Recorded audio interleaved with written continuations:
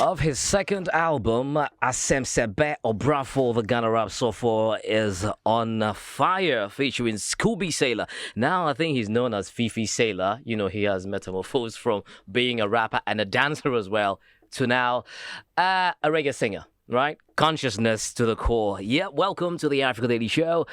And definitely, you are listening to us on africaglobalradio.com. Share the link because right about now, the conversation is getting intense because, as I mentioned earlier, on our discussion zone, we would be talking about the business side of music, and who better than, trust me, a renowned Ghanaian producer, storyteller, scriptwriter, musician, creative director, and of course, CEO of Pigeon Music. Panji Marc Anoff is in the building. Before I bring him in, this is a man who has number of experience in the music industry, you know, creative arts, over 30 years in the industry. Trust me, I actually grew up not from my, younger ages, but mid, teens and all 20s and all of that.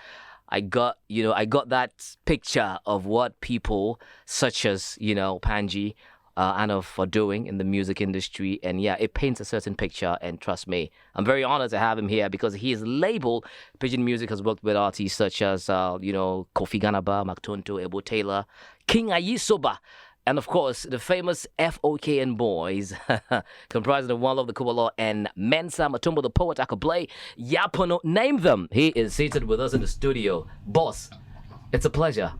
Thank you very much for having me. Good afternoon. Good afternoon. And good afternoon to all your listeners. Absolutely. And thank you very much for honoring this invitation.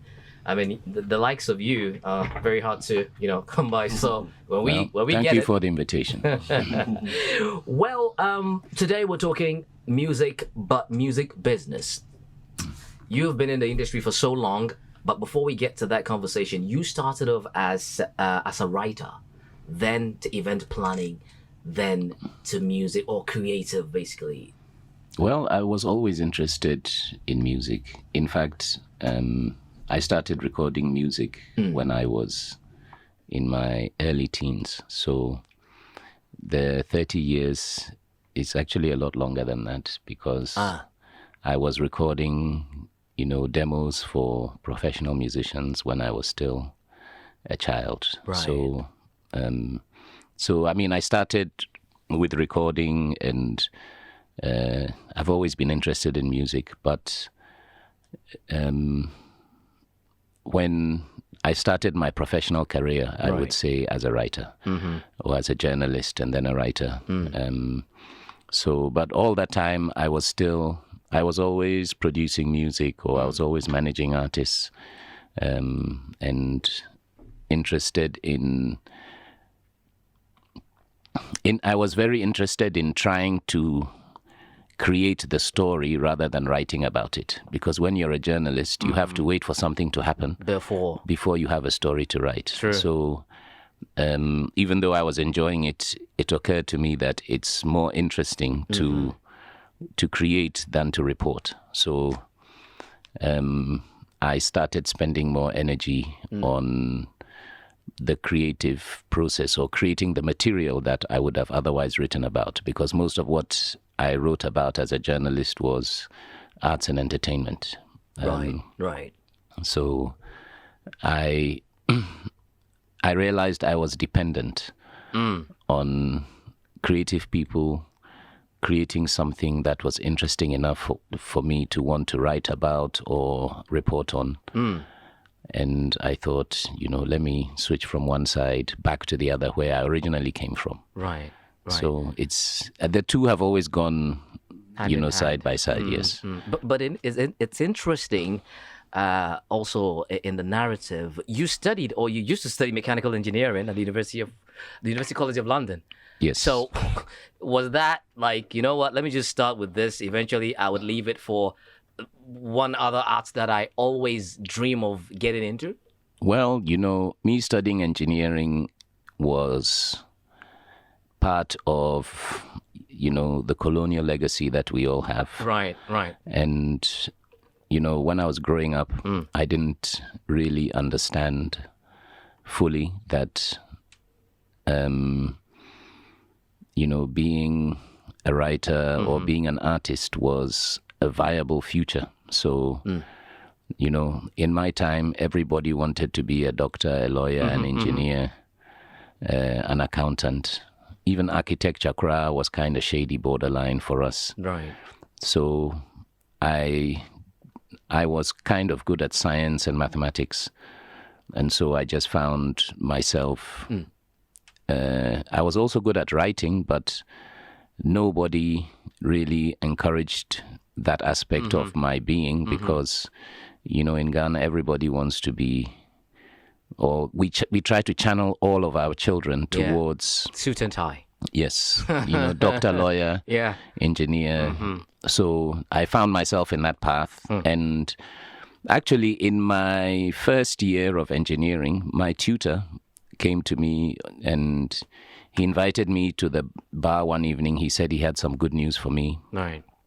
And he told me he had spoken to the head of the English department and showed him one of my materials essays. Right.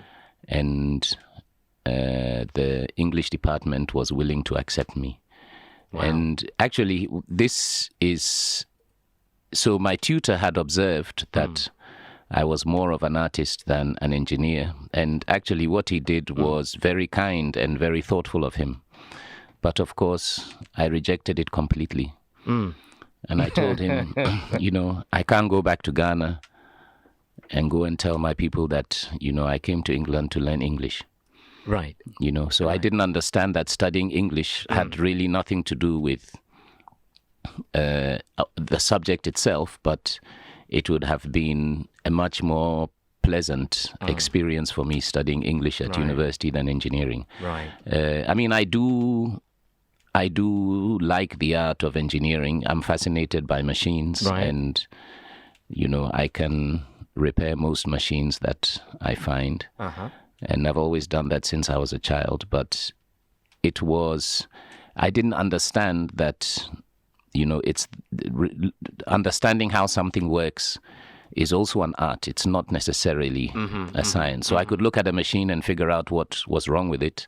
And so that made me think, oh, yes, I'm an engineer. But I did actually get the opportunity in my first year to switch to something which might have served me better. But then, on the other hand, you know, I think there are no mistakes in life. Everything is, you know, a gift. And today, music is heavily driven by technology. And I'm a sound engineer a lot of the time. It's not what I studied, but as a musician, I'm not afraid of technology. And I'm not afraid of machines. So I think it has given me, you know, a competitive advantage in the field in which I work. And I work a lot as a technical producer. You know, it's useful to be able to understand, you know, the mechanics of, you know, will this support this weight? Will this do? So it's with, you know, it helps me with how I deal with safety as, you know, with dealing with events and so on and so forth. I know whether this generator is too big for the job we have. So if it can power this particular machine and all of that. So it's not, I mean, it wasn't a wasted time, but I should have listened to my tutor when he advised me to. And he was very proud because he said, look, you don't even have to, I think I was in my second term, and he said, just this one materials essay you wrote, the English department will accept it as your coursework, so you don't have to repeat the year. You can just switch. And they were still trying to convince you. He was trying, and he even said to me, he said, Mr. Anoff, if I had your use of the English language, I wouldn't be here. You know, and to which I said to him, well, you know, you're an Englishman, so, you know, English is your language. Exactly. English is not really my language. It's just, you know, so English doesn't hold the same relationship with me as it does with you. So he tried very hard to convince me, and, you know, I was very stupid and stubborn. But mostly I was afraid of coming back to Ghana to tell people that, you know, I studied English. Instead, you want to get back here. Me too. I wanted to be mechanical engineer, you know. At that time, my friends and myself, we were dreaming of going to work for Ashanti Goldfields. Because as soon as you graduated, you could get a job at Ashanti Goldfields. I think it was like $15,000 a year, which is nothing today, but in the 80s, it was a lot of money. Big deal, yeah. It was a big So, deal. that is what we were thinking of even whilst we were in university. Oh, this one we can just go back to Ghana, get a nice cushy job working in one of the big mines. So those were my dreams at one point. By the time I finished university, I had changed paths a lot. And primarily because I started writing for the university newspaper and magazine. And I realized that this was actually something that I was very interested in doing. Wow. So I realized that, by then I realized my tutor had been right all along, but I was already 3 years in, so Yeah, you can't go back to that one. So, but I don't regret it. But I wish I had listened. It's good to listen to other people and think very carefully about what they're saying, decisions, especially exactly. if they have good intentions. I mean, some people tell you things and they really don't have good intentions for you, so it's worth ignoring them. But some people. It's easier for other people to see who we are sometimes than for us to see who we are ourselves. Very true. Very true. Very true. Now, I mean, quite a starting point, mechanical engineering, news writer, publications, and then got into events. And how did writing as a journalist and writing as a musician, these are two different entities, correct? Well, I don't think so at all. I think really the art of writing is the art of thinking. So you've got to think something before you can write it. Right. And how you actually write it is not as interesting as what you are saying. So the same applies for music. Right. A song really is, or the lyrics of a song is an idea. Old pirates, yes, they rob I, stole I from the merchant ships. Yeah. Redemption song. It's what is powerful about it is the idea that he is trying to express and the way in which he does it. So that song, even though very often musicians don't necessarily write down the words, somebody can say, I'm a songwriter, but they never write down the words. They are still a songwriter. They created the idea in their head. Right. So really it's about the idea and trying to present the idea in such a way that it is easy for other people to understand or appreciate. So I don't think, yes, we call it writing, but really the job is thinking. Right. So any job that involves thinking, yes, I think as soon as I'm awake, I think nonstop. I never get bored because I can always find something to think about. Right. So I just enjoy thinking. Your creative space has really impacted the creative art industry, of course, in the UK and Ghana especially. And how did you decide? At what point in time did you feel, it's about time I take this as a business, as a profession, as a place where I can, make or create a source of revenue. Hence, coming out with the Pigeon Music label. When did that start? Because it's a passion. That's something you love to do. I mean, leaving mechanical engineering and just getting into writing all of a sudden, that's like a big, step you have to take. But at the point in time, you felt, no, I need to make money out of this. Well, the thing is, really my passion or my interest is artist development. Right. So, and the reason why I am passionate about artist development is because, you can have a gifted artist, but they need help in channeling their energy. Right. And also, everybody needs to understand that you need to learn an art form. It's not about talent. It's not about the gifts God has given you. It's about how you learn to implement or how you learn to utilize those gifts. And so the most important thing really is encouraging someone to have a desire to want to learn. Because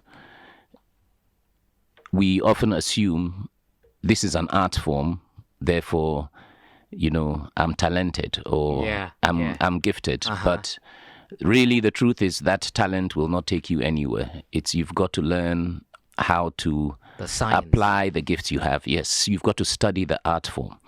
Right. So every art form needs to be studied, and the study of the art form is a little bit, for want of a better word, I'll say it's a scientific process. So you can look at something that somebody is doing and try to understand why what they are doing is working. And I think because I think a lot, I have always looked at successes and evolutions and try to understand what it is about this art form that is making it successful. So it's during my lifetime, let's say hip hop was invented. Okay. And hip hop slowly but surely became a dominant art form across the whole globe. Right. So what is it about hip hop that made it appealing as a music form, even though if you look at, a lot of hip hop, it didn't have much melody. So in order for somebody to say something and for it to have a great impact, if they are not using melody, as most music prior to hip hop did, they had to develop the art of rhythmic delivery and take it to such a high level that even in the absence of melody, these words would still work and they'd be appealing. So it's the rhythm that makes them appealing.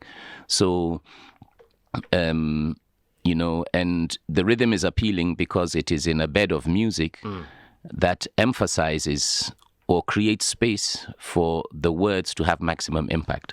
Right. So for me, that is, even though it's very simplified, that is the science of hip hop, and if we are going to, or if somebody wants to master that art form, they need to understand the importance of rhythm, and it's useful if they explore the successes or they explore different artists and how different artists achieve what it is that they have achieved. So really it's a lot of analysis, and I think I enjoy having those conversations about analysis with artists, and because I'm going to learn from them what they know, and we are going to learn things together, and that process enables any individual to become a better artist once you actually start thinking about the art form you're trying to express.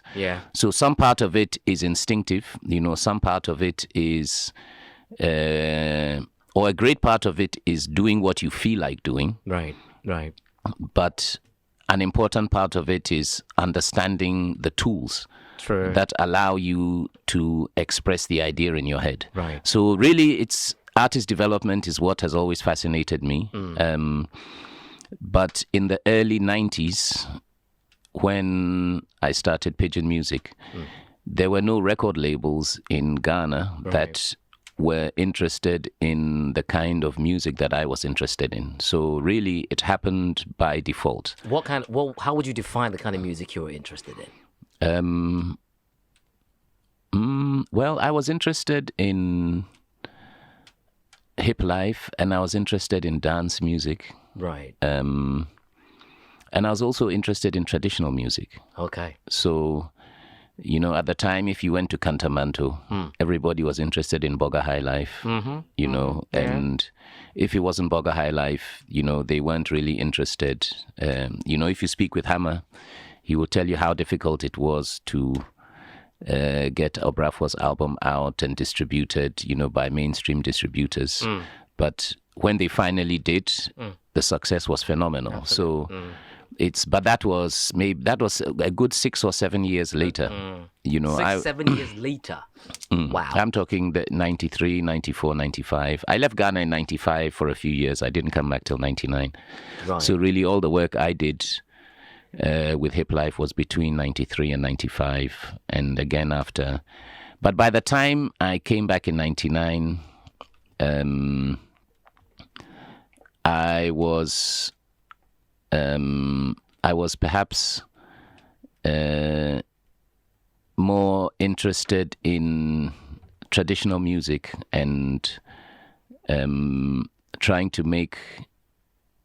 to help the transition for traditional music to become popular music. So it took me another 5-6 years, but Isoba winning Artist of the Year is something a traditional musician has never done before or since. True. So it's a milestone. Yes, and so for me that was, when I set my mind on a target, it might take me 3 years, 5 years, 7 years, 10 years. I don't really care how long it takes me. So long as I am convinced that what I'm trying to achieve is inevitable in some way. So it's not whether I do it or not. Eventually, somebody is going to do this. True. And I'm not interested in being the first one to do it. It's once I realize something is inevitable, I want to be a part of a chain of inevitability, yes, rather than... So I'm not trying to do something which I believe is impossible, but I think that, we are Ghanaian, we are in Ghana. Right. So traditional music must be a part of the conversation. True. We can't... so, yes, on the one hand, I contributed to the hip life conversation, which perhaps was heavily influenced by, American and Jamaican music. But then I also wanted to contribute to the other part of the conversation, which is... even though I was always trying to indigenize hip-hop, I got to the point where I thought, rather than indigenizing something, how about modernizing tradition? Okay. Or, well, not modernizing, but making it relevant. Why is our traditional music not relevant in popular spaces? Why don't I hear traditional music if I go to a nightclub? Why don't I hear traditional music if I go to a drinking spot? Right. Sure, there are some, but it's not mainstream. Not enough, Yes. So I felt that it's important to bring our traditional music into the spaces which have been created. Right. So perhaps, a sound system playing music in a drinking spot is not traditional because it's modern. It's modern, yeah. Yes, but how do we get the music, let's say 30, 50, 100 years ago? And even now, if you go to a Pito spot in the north, often you will see somebody playing music in real time. Yes. So the Kologo and all of that. yes, so until the radio or until the disco came along, it was a live it was a live performance in the drinking spot that attracts people. So how do we get that music back into the drinking spot now that the medium has changed? Now the medium is the radio. It's technology. Yes, or it's a sound system. So it doesn't... The mere fact that we have a sound system should not mean that... should not mean that the music should change entirely. Yeah. Yes. This genre, is for this particular system. Yes. So, but this genre doesn't fit to be played. Well, it does. It's just that it's not there. It's not there, exactly. It's not there. So I wanted to try and bring it there. And yesterday I was at Jules' launch where he released his Palm Wine Diaries. Ah, the first volume or the second? Volume one. This volume one, yes. Volume one, rather. So, wow. And again, palm wine music is also traditional music, but I think we've got to find ways of making palm wine music part of the future rather than thinking of palm wine music as something in the past or something that is, historical. It's very often we say, we should bring something, we should go back, take something from the past. It's not from the past. This is something which is in us. Yeah. So it's in the present and the future. It's we are too quick to forget who we are or what comes naturally to us because of, I guess, the huge global marketing machine. Yeah. So it's, you look at tradition and fashion and design, you never see who who's advertising Batakari in Right. the magazines we read, or who's Hardly. promoting Kente in the newspapers we read? Hardly do you see. You don't see it. Oh, you see the bespoke suits. and all of that. Yes. So if you don't see things getting advertised, because we are so influenced by media, Right. then we start to think these things are not relevant. Exactly. Yes, because nobody's promoting Absolutely. Yeah. The man is here. Panji Marc Anoff is talking, and he just took us down the memory lane. And trust me, these are not different entities. Past, present, and the future interconnected. But your first signed artist onto Pidgin Music, Talking Drum. Talking drums, yes. How did that happen? And right after the signing, was it about promoting the kind of music they made? Or again, it was like, you know what, we can make money out of this? Because at the end of the day, somebody got to get paid. Well, the thing is, the system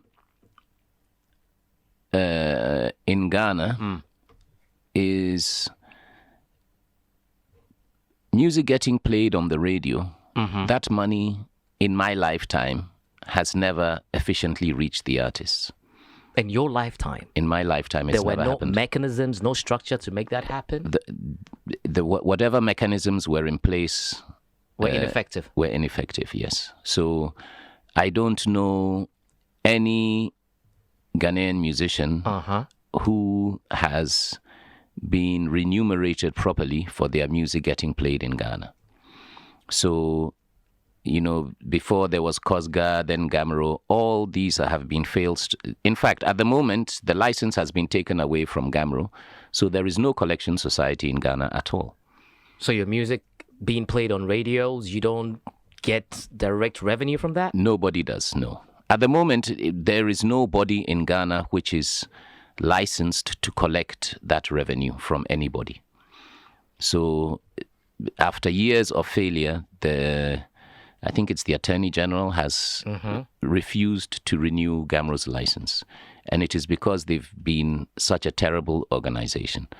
But I remember in maybe 1979 or 1980 when Konimo, Faisal Helwani, they went on a march. And that is how the original Kosga was put into place. Okay. In all of the Francophone countries, they have always had an efficient collections system. The Francophone countries. All of them. And it's because the French took a small share of it, but the French made sure the system was working. Okay. In all the, or in most of the ex-British colonies, those systems were not put in place at all.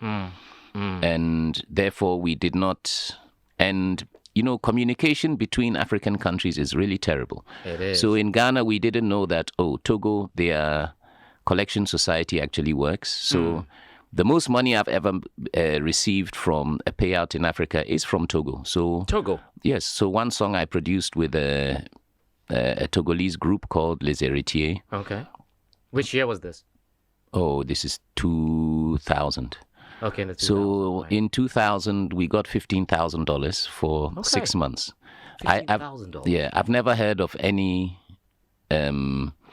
artist in Ghana getting paid $15,000 by Kosga or Gamero. It's interesting how you mentioned the Francophone, because if you go back and you listen, you watch the growth pattern of the likes of Kofi Olomide, Extra Music, Papa Wemba, Yusuf Ndu, Salif Keita, you can tell that there's a certain rising pattern in their music scope. And one would say, are they coming from a rich home, or do they have money initially before they got into the business? But now you the moment your music is played on the radio in all of these Francophone countries, you start generating money.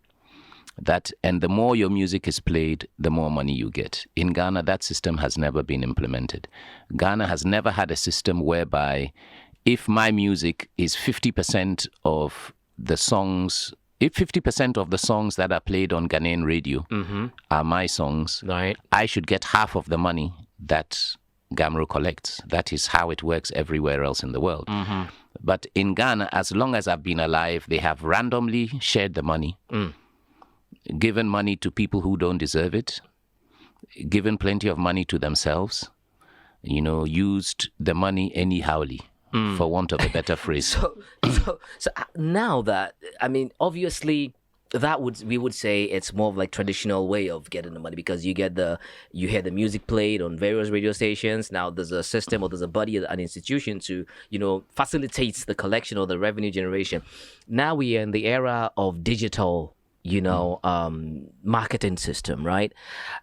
Has that in any way helped in getting money from music that we produce now? Well, yes, some of the digital methods do generate money, but some of them, the amount of money you get for even for a million streams is pitiful. So million streams. Yes, let's say your song has 1 million uses on TikTok. You're going to make somewhere between $20 and $50. So it's almost insignificant. Yes, I would say money from YouTube is decent. Okay. You really need tens of millions of streams on Views. Spotify to generate any significant money. So the main money model at the moment is performances. Okay. And performances was also the way in which most musicians made money before the advent of radio. So that is why if your song is played on the radio, you should be compensated, because it is an alternative to your performance. Okay. So, the music industry, even though it has opened up a lot and the cost of entry has reduced significantly, it's much, much easier to make music and get it out there, which I think is a great thing for everybody, because the cost of entry into the music industry should not prevent people from being able to do so. But the revenue streams are not, you can't really compare. It's, let's say, in the past when you could sell 100,000 cassettes. Okay. Those 100,000 cassettes, even if they are selling, let's say, for $1 each, and the margin on them is 50 cents, selling 100,000 cassettes is $50,000. And this is 30 years ago, when $50,000 was a hell of a lot more money than it is today. Right. So the model for revenue was sales, performances, and now that people don't really buy music as much as they do, even though, it's if your music is selling, or if you're actually selling it rather than streaming it, or you're doing both. So sales still can generate significant revenue, but the money from streaming the vast majority of the money from streaming does not come to the artist. That is why a company like Spotify is worth billions and billions. How did it become worth billions? It's not their intellectual property. No. So why is the company worth billions, but the artists have not generated billions? So the model will change. So would you say these companies are sort of like rubbing off these artists? Is that it? Is that because we hear 30,000 billions? Recently we just talked about Rema's Calm Down, 32 million streams a month, right? For him as a person. So one would listen, one would hear this and go like, okay, it seems some huge amount of money is actually headed towards the bank accounts of Rema. While we are here, let's go online and find out how much 30 million streams a month generates for an artist. You can find out. You can check that. And considering the fact that Rema is the biggest song. Calm Down. Yes. That's the biggest song in the last 2 years. Sure, it is. I'm not saying he's not making any money, but if he had sold 32 million albums, it would be way, way, way, way more money than this here. So, streaming has reduced the amount of money that artists make compared to sales. It's from a revenue point of view. I don't think there is progress in the streaming model over the model for sales. Performances. Yes. Reachability.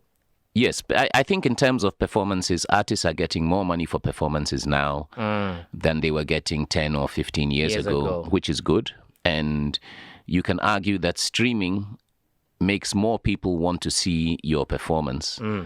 But then, so long as a song is a hit, people want to see you perform. So whether it's through sales or through streaming doesn't really make the big difference. Right. So taking you back to, let's say, your era. I mean, when you got into the music biz, I mean, because you were in the eras of what, Hugh Masekela, and the rest, Osibisa and all of that. So they made real money from performance and selling the cassettes and all of that. Yes, they did. And that was more profitable than now. Is that what you're saying? Yes, I'm saying we remember there were examples, let's say, I think it's Nankabede now, and Abenwaha. Yes, some of those albums sold 500,000, 600,000 copies. Wow. So that means there is something in the region. I mean, let's just look at cassettes, which is the cheapest form of distributing music. That's, if you sell 600,000, that is over $600,000 in revenue. Right. The cost of production will take up a fraction of that. The cost of distribution will take up a fraction of that. But those numbers, those 30 million streams, does it amount to $60,000 or $600,000? A million. So a million streams is $4,000, according to soundcamps.com. Is that a million streams on Spotify? Yes. Okay. Yes. So $4,000. So you said 30 million a month. 30 million. So that's $120,000. Yeah. So that's from all over the world. Yes. Yeah, you need to. Yeah, definitely all over the world. Yeah. Yeah. Yeah. And that surely is not going to Rima alone. I mean, 120,000 US dollars. He's got a record label, right? The Prince, the CEO of the record label. They need to settle executives, everyone, distributors and all of that. So I can't promise that the money is going there. But would you say, in general, from your time when you got into music, even before you, moving forward now and in the future, is music a lucrative business to get into as an artist and as an artiste manager and as a record label owner? Well, I have to admit, I did not get into the business to make money because I thought it was lucrative. Okay. No, I got into the business because it is something I was passionate about. Right. And I would say my footprint or my ability to generate money from other peripheral things was enhanced greatly by the work I did in the music industry. Right. And in terms of, I mean, we are at a point now where the music we are making, like this Rema song, is the 4th most streamed song in the world. Yeah. So, or the 3rd most. I mean, it's not. Our songs today are so big that we are outstreaming all the output from America. We are outstreaming all the output from Jamaica. We are outstreaming all the output from Europe. So we have never been in this situation before. Yeah. So whatever the case, as African music gains a larger and larger and larger share of the world music market, yeah, it is going to become more lucrative. Okay. You know, it's let's say, and some of the numbers you hear are hype, some of them are factual, but still there are African artists who can make $100,000 a show. Right. This, if we go back to Kofi Olomide and Yusundo or Kanda Bongo Man, none of them ever made that kind of money. You know, it was not possible 10 years ago or 15 years ago. Sure, the value of the money has changed. Yeah. But That figure. yes, those figures. It's the popularity of African artists today is greater than it has been at any time in my lifetime. At one point in time, Osibisa was one of the biggest touring bands in the world. So, okay, but that's going back to the 70s. So if you look into Osibisa's history, you'll see they did a tour of India where they sold out stadiums. So they would have made a lot of money there. Yeah. They also did a tour of Brazil where they filled Maracana Stadium. Yeah, so those were huge events. But still, I might doubt that Osibisa ever made as much money as Burna Boy can make now in 1 year. You know, so it's the space that African music has moved into. You know, if you go to a nightclub in Germany, Right. 20 years ago, 70% of the music would be American. Maybe 30% would come from elsewhere. Today, in that same space, 60% of the music is African. True. So people everywhere in the world are listening to music coming out of Africa, whether it's Amapiano, whether it's Afrobeats, doesn't really matter what it is. So to answer the question, is it a good space to be in? Yes, it is, because it's improving constantly. Okay. So let's say 30 years or so when I got into this business, sure, we had some successes. We generated some money. You know, Isoba has 2 houses, you know, so in order to, if an artist can build 2 houses, Making music. from making alone, music, yeah. yes, that's not bad.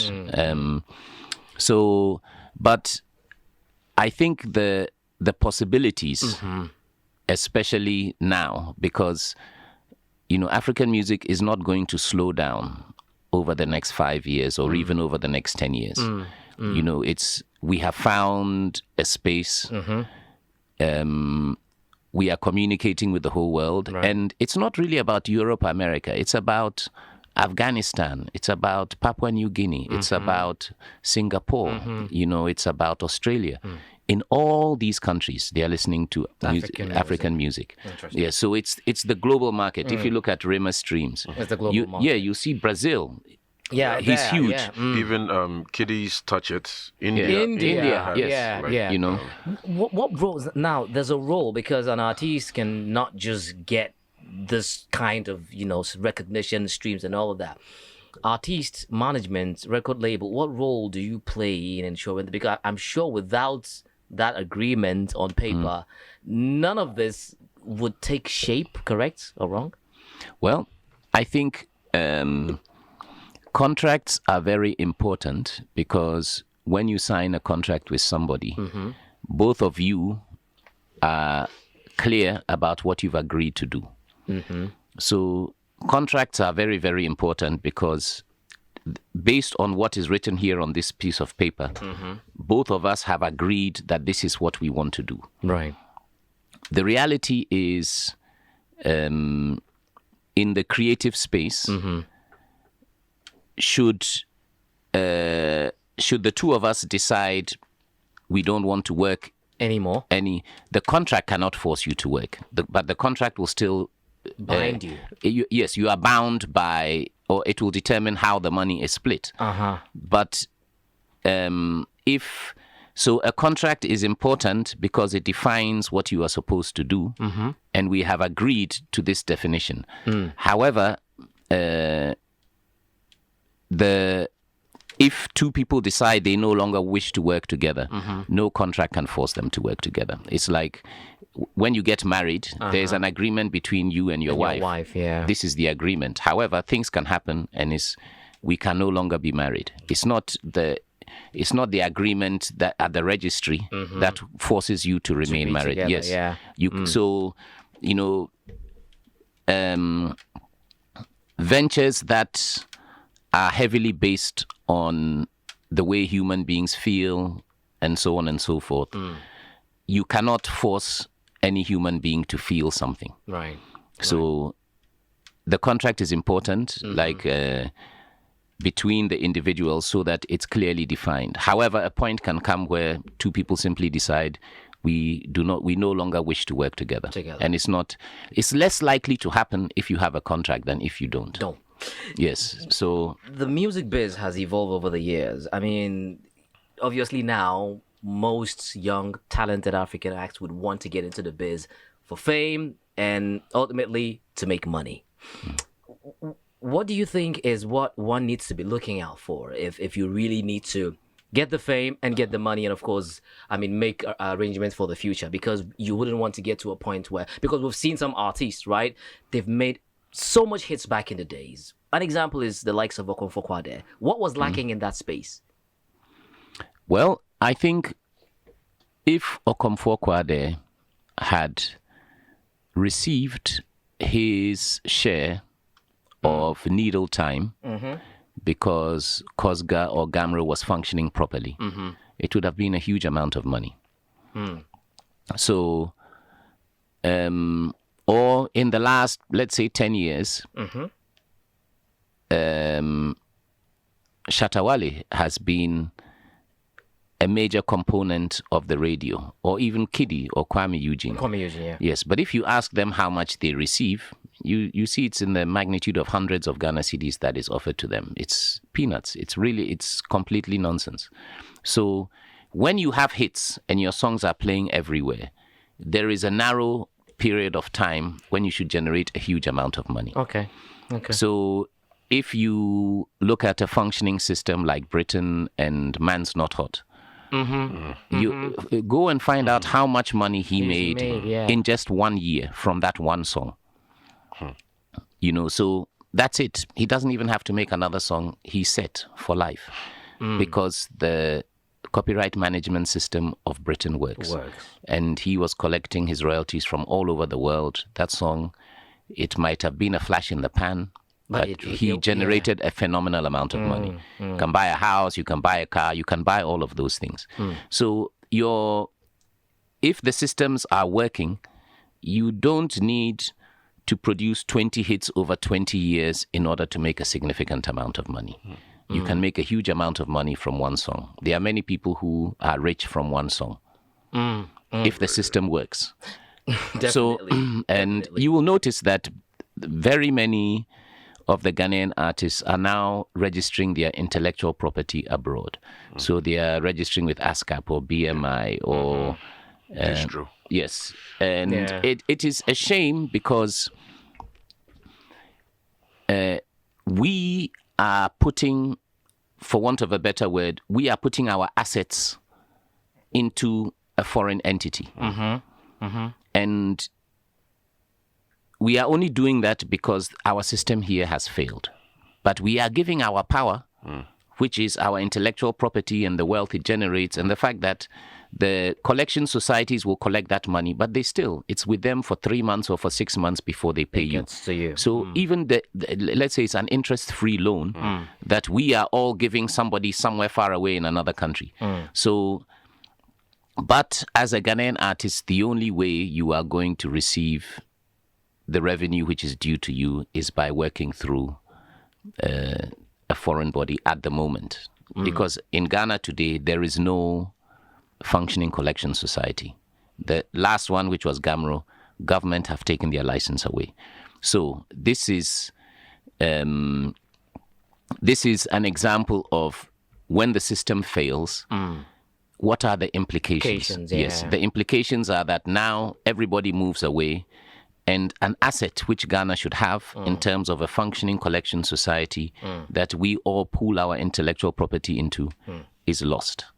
Right. So it is a problem. It's and it's a terrible disgrace that 60 years after independence,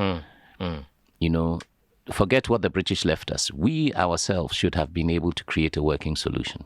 Right. But the greed and corruption of each subsequent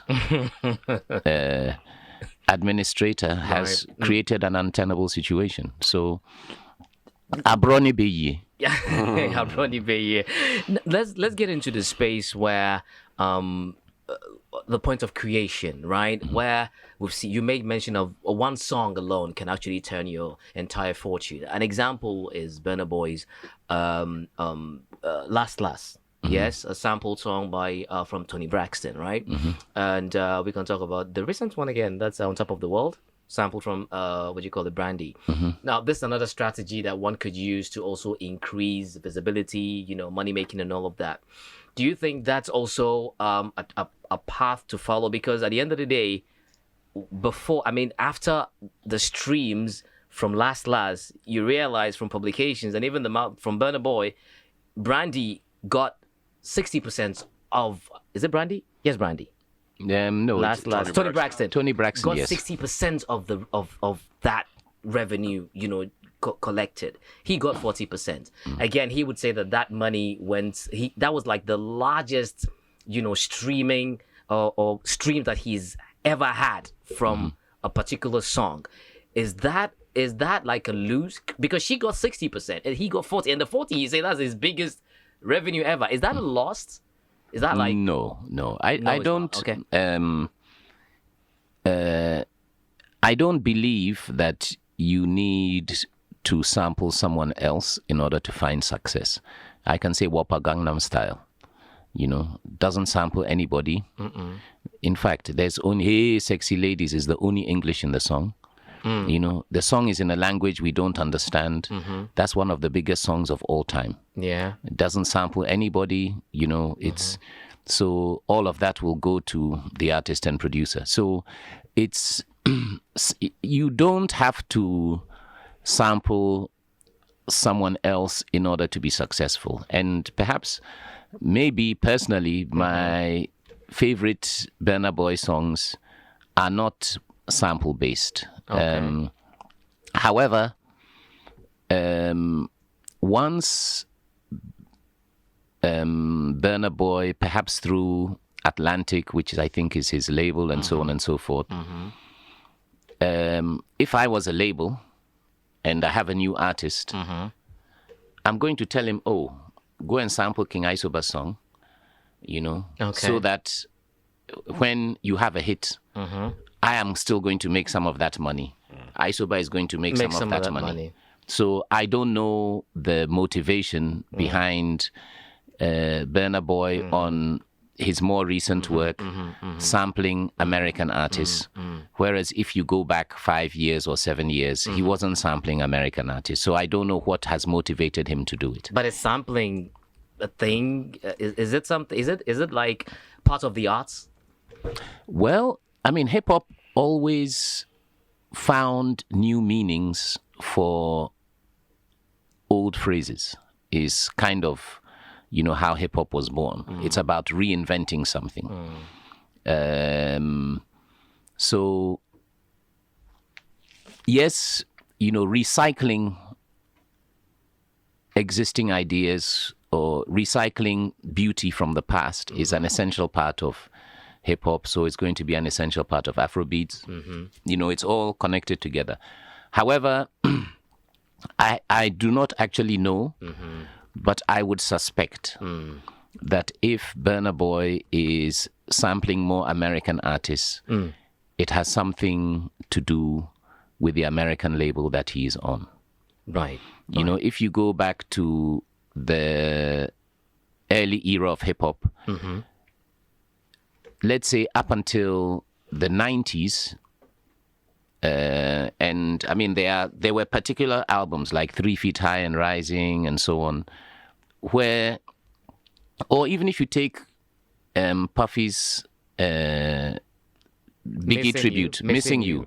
It was a Sting sample. takes 100% of the money. Puffy doesn't make a single cent. Yeah. So Sting gets 100%. And if you ask me, is this fair? I would say no.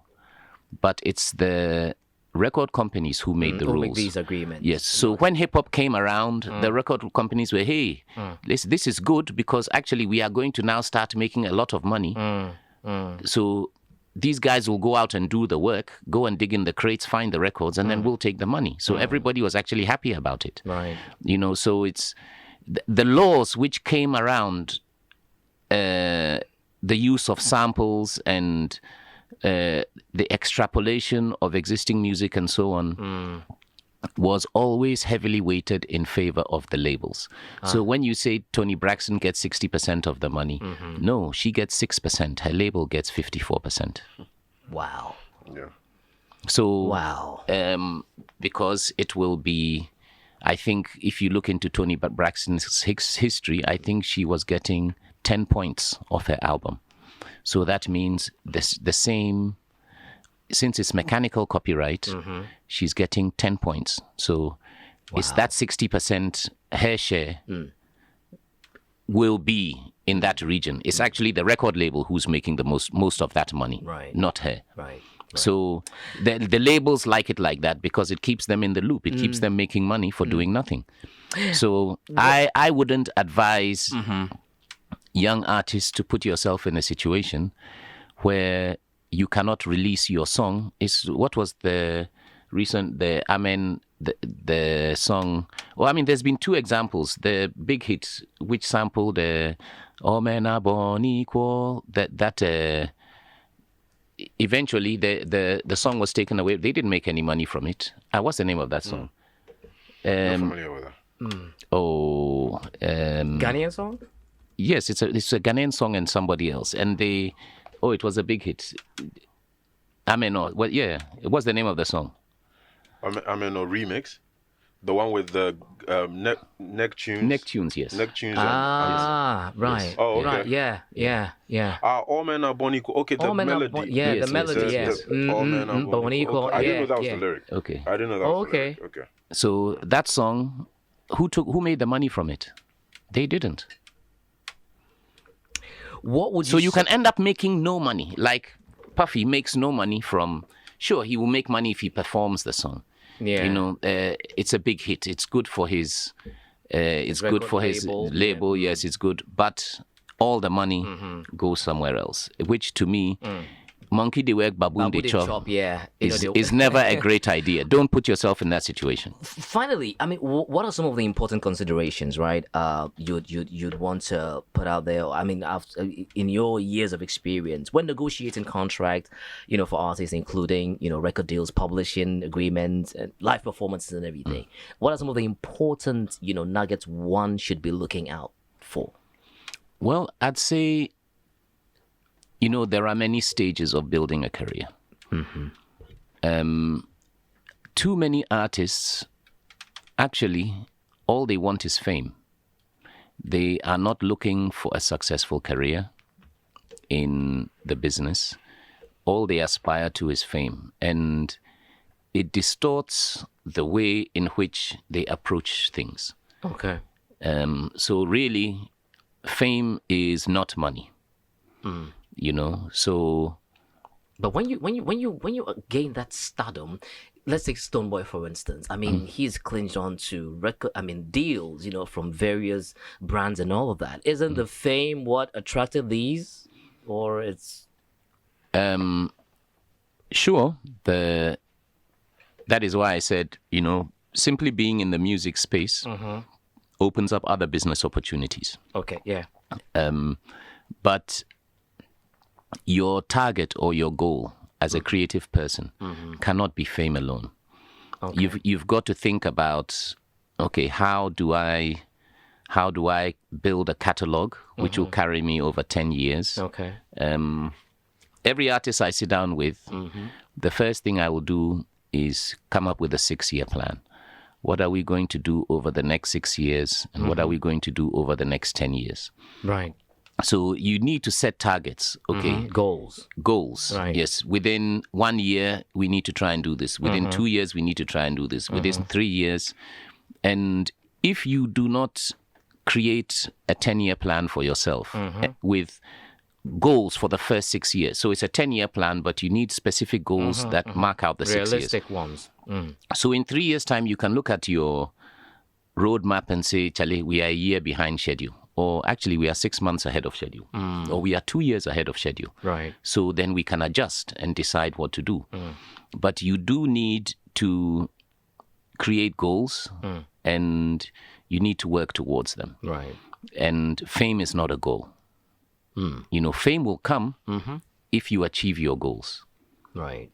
So I think deciding on what your goals are and being honest with yourself about what your goals are. Because if an artist comes to me and they say, okay, all I want to be is famous, we can save a lot of time because, you know, it's your goal is fame. So there is no need to build such a strong foundation. Structure, yeah. Yes. Yeah. But if you do want a 10-year career, then you need to learn many things that are going to help you over the next 10-year period. So I think having a plan is very important.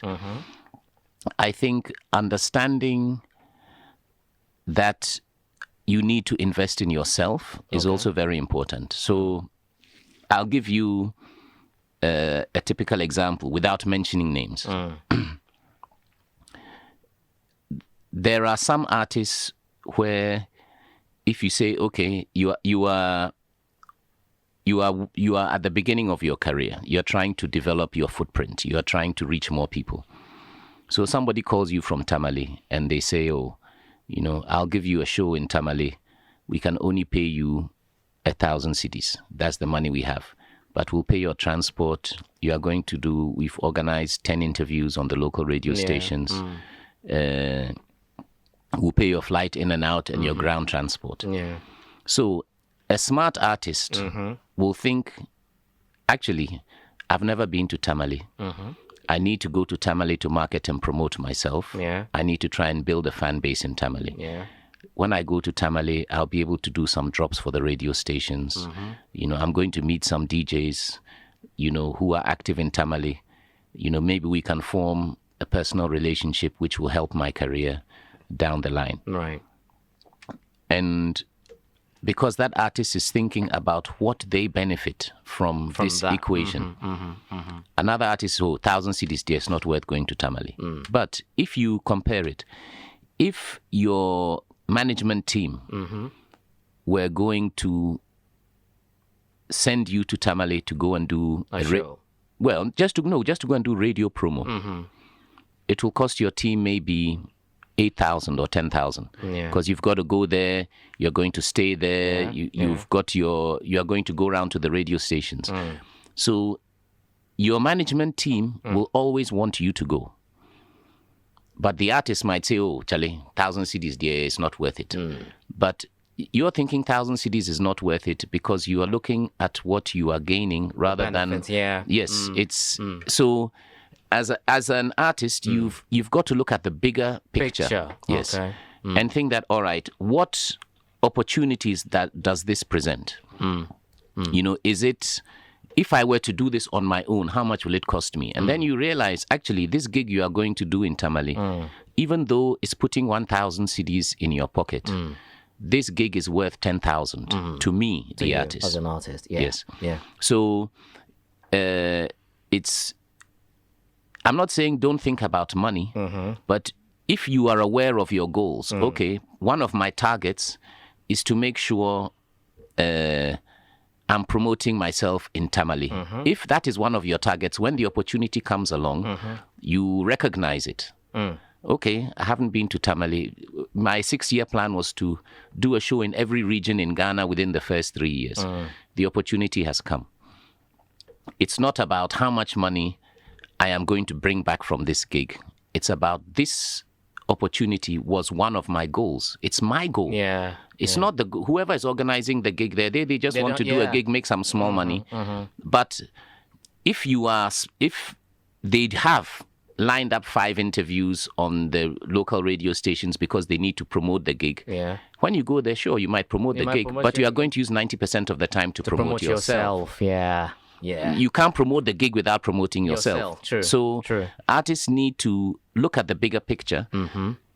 The money is important, but the path to the money sometimes involves realizing the value of an opportunity rather than the cash that it generates. Wow. So the value of an opportunity and the cash that it can generate are two different things. Right. Eventually, those will come together. So I think today, you know, if you use Burna Boy, let's say as an example, some people have been Burna Boy fans for more than 10 years. I remember he had one song called "Follow Me, Run My Race." I don't even know. Run My Race. Yeah, that's more from probably his debut album. Yeah, yeah, that's like 10 years. When I heard that song, I thought, My wow, this guy is exceptional. I just heard that song and I love the Run song. My Race. Yeah. I don't know what it is. I don't know whether it's the lyrics. I don't know whether it's the music. Maybe the fella vibe in it. I don't know. Something about that song really. So ever since then, I was a fan of Burna Boy. I can't say I knew he was going to be big. Well, I'd say Burna Boy is almost as big as Michael Jackson now.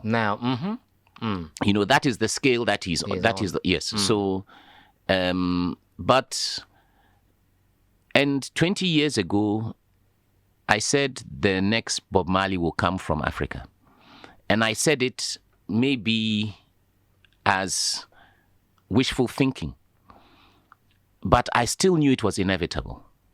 Somehow it was inevitable. Right. You know, for the last 100 years, America has been selling the world African culture, whether it's jazz music, whether it's rhythm and blues, whether it's rock music, whether it's soul music, whether it's funk, whether it's hip hop.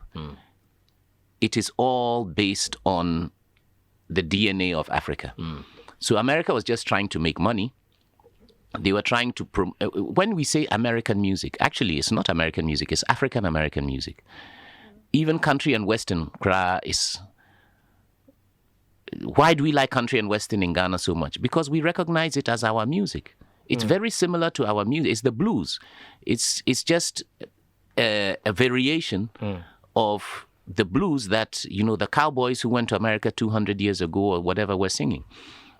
You know, so America has been marketing and promoting our culture for the last 100 years. So at some point, it is going to start to benefit us. True. So, you know, when I said the next global superstar will come from Africa, I knew it would happen. I didn't... Well, at some point I thought, man, this is taking so long. Is it ever going to happen? But then when it finally happened, it happened on a scale which surprised even me. Right. You know, so it's... I mean, it's not just Burna Boy. It's Wizkid. It's Rema. It's Ashake. It's Davido. Yeah. You know, it's Black Sherif. Thankfully, Ghana, at least we've got one inside, which we've managed to squeeze one through the door. Yeah. And there will be others. But,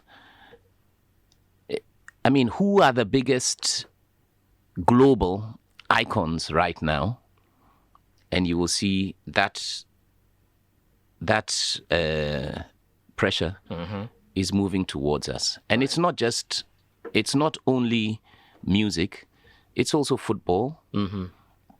You know, so it's when these things happen, they kind of happen together. I would say without the Africans playing football in Europe, the Afrobeats phenomenon may not have happened so quickly. Right. You know, so it's all these things are connected. It's like a web, you know, but once you fall into the web, you are in the web. You can't escape. So, I mean, it's taken a while, but, you know, it's... some of us have been dreaming it will happen for a long time. Finally taking shape. It's finally taken shape. It's finally here. I remember when you said the football and the entertainment industry is connected. I remember when Samoa Jan went to, is it Southampton? One of the clubs. Sunderland. I mean, when he scores, it's all about Baby Jets and Castro song playing.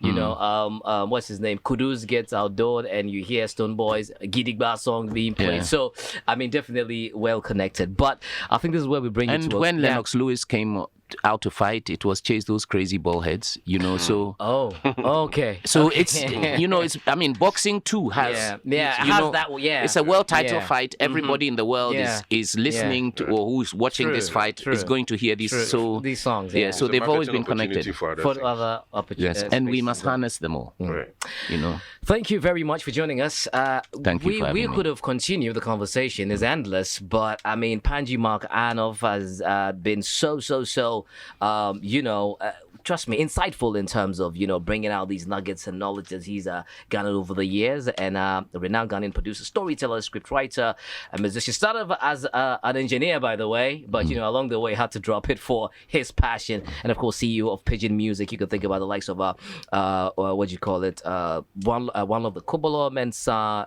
the Ashaman guy, what's his name again? Yapono, Machet and all of that stuff. That particular song, one of my favorite. But thank you again for joining us. We're looking forward to having you again to get into maybe the phase 2 of where we are in terms of Ghanaian music, especially the high life genre that I think we haven't harnessed over the years for so long. And I think we should go back and relook at it. We should go forward and look at it. We should go forward and look at it. That's a good one. And that's just about it. So thank you very much for joining us once again. This is the end of the show. But I believe next week we will bring you another edition of the Africa Daily Show on Africa Global Radio. Our story, our growth, our future.